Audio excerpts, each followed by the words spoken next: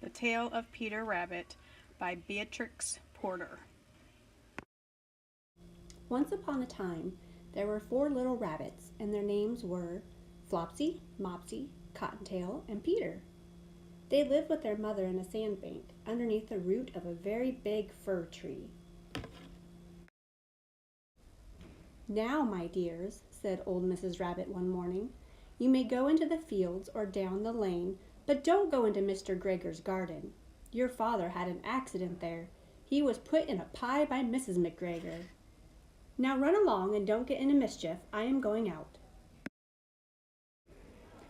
Then old Mrs. Rabbit took a basket and her umbrella and went through the wood to the baker's.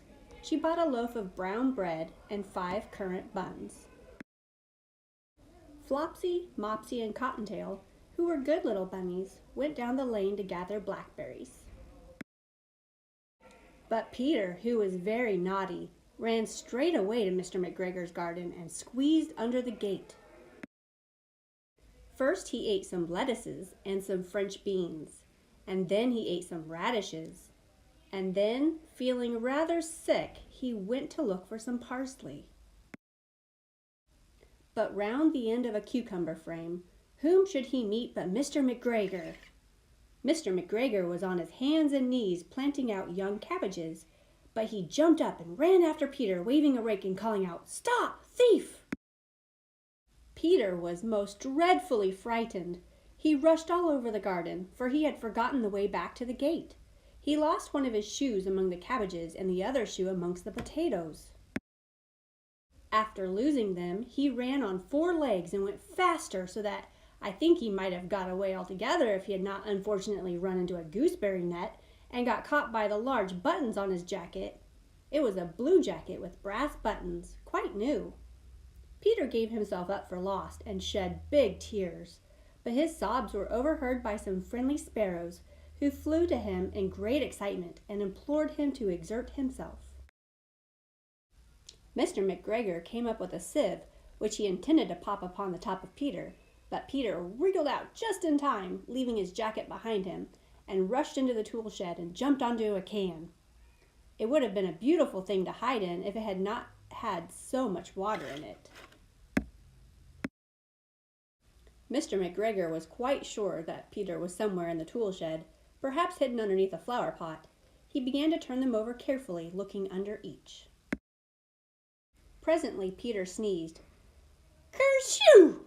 Mr. McGregor was after him in no time and tried to put his foot upon Peter, who jumped out of a window, upsetting 3 plants.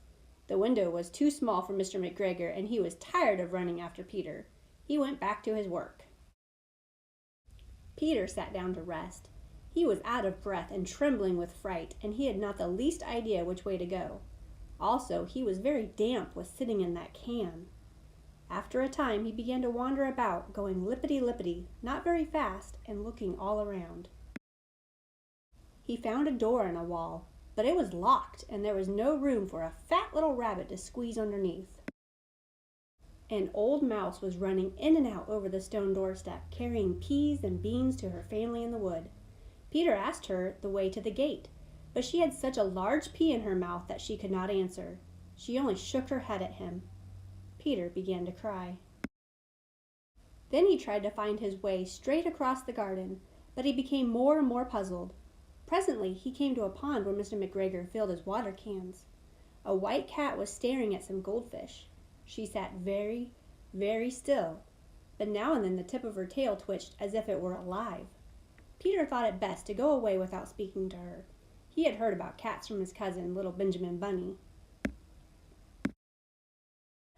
He went back toward the tool shed, but suddenly, quite close to him, he heard the noise of a hoe. Scritch, scratch, scratch, scritch. Peter scuttered underneath the bushes. But presently, as nothing happened, he came out and climbed upon a wheelbarrow and peeped over. The first thing he saw was Mr. McGregor hoeing onions. His back was turned toward Peter, and beyond him was the gate. Peter got down very quietly off the wheelbarrow and started running as fast as he could go, along a straight walk behind some black currant bushes. Mr. McGregor caught sight of him at the corner, but Peter did not care. He slipped underneath the gate and was safe at last in the wood outside the garden. Mr. McGregor hung up the little jacket and the shoes for a scarecrow to frighten the blackbirds. Peter never stopped running or looked behind him till he got home to the big fir tree. He was so tired that he flopped down upon the nice soft sand on the floor of the rabbit hole and shut his eyes. His mother was busy cooking. She wondered what he had done with his clothes. It was the second little jacket and pair of shoes that Peter had lost in a fortnight.